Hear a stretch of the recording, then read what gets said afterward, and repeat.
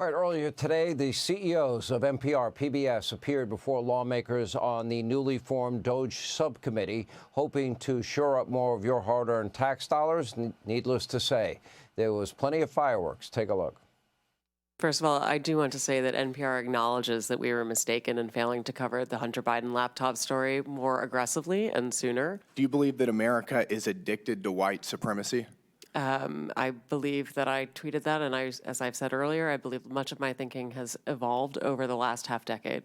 Do you believe that America believes in black plunder and white democracy? I don't believe that, sir. You tweeted that in reference to a book you were reading at the time, apparently, The Case for Reparations. I don't think I've ever read that book, sir. You tweeted about it. You said you took a day off to fully read The Case for Reparations. You put that on Twitter in January of 2020. Do you believe that white people inherently feel superior to other races? I do not. You don't? You tweeted something to that effect. You said, I grew up feeling superior. How white of me. Why did you tweet that? A few years ago, NPR educated America about, quote, the whole community of genderqueer dinosaur enthusiasts. Do you think that that's an appropriate use of tax dollars?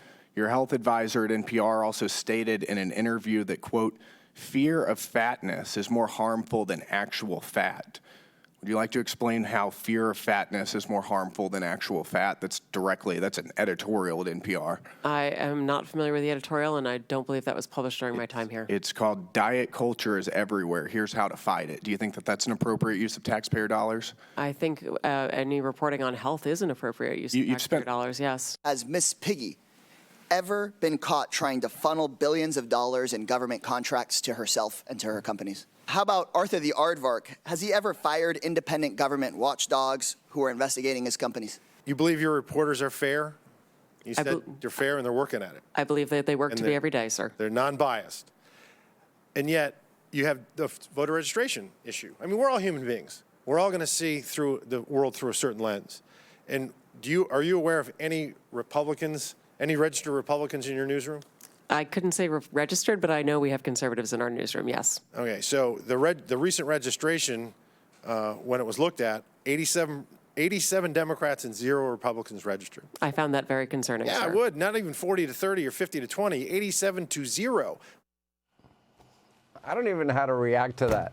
So we have to bring in Fox News contributor, senior writer, by the way, for the Washington Examiner, Joe Concha. I'll let you respond to that because I have, one word, 2 words, depending on how you want to say it. Check and mate. Checkmate.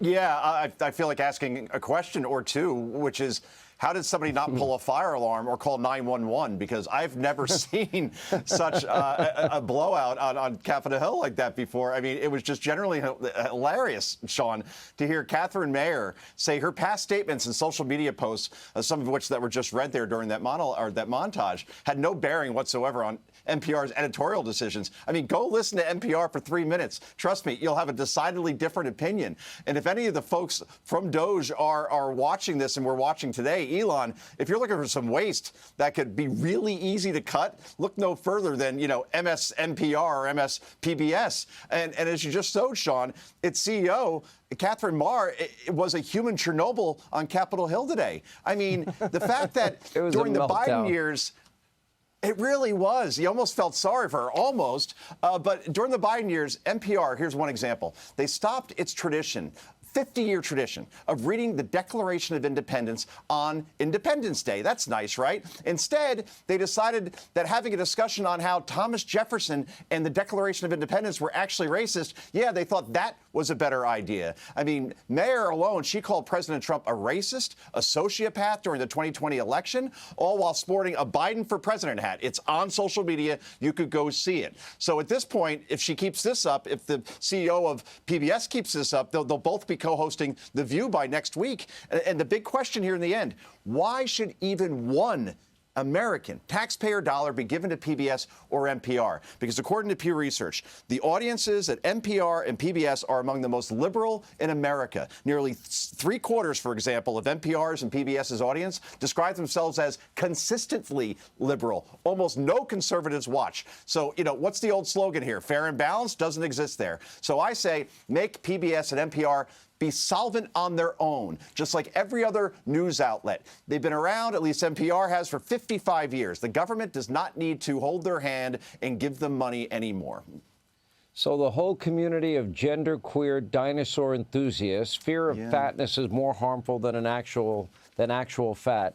I think my favorite answer, though, was she said that she thinks her thinking has evolved over the last half decade. That means in the last 5 years.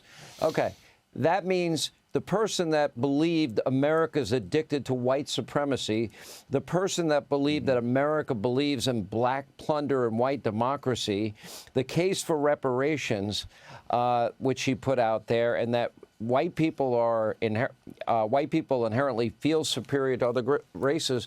So we're supposed to believe that her thinking has evolved in the last 5 years. And we're supposed to believe that. Sounds to me like an election year conversion, like this is I want to stay on my job and have the taxpayers fund my great way of life, and I'll say anything to save my job. You get the last word. Yeah, in 2020, she believed that seatbelts and doorways were a part of fat phobia. But then in the last 5 years, that whole thought process went away. All I know is Democrats, when they flip-flop to try to save their jobs or just try to conform to what the public wants to hear, that's called evolving. For everybody else, that's called flip-flopping and phoniness. In the end, elections have consequences. And the fact that Donald Trump and J.D. Vance are in office, and Elon Musk, for that matter, and what he's doing up doge, it's a very good bet that the taxpayer spigot is about to end at NPR and PBS, and it can't happen soon enough, Sean. Catherine Marr, you might want to start packing up your office right about now. Yeah. Thank you, Joe Concha. Hey, Sean Hannity here. Hey, click here to subscribe to Fox News YouTube page and catch our hottest interviews and most compelling analysis. You will not get it anywhere else.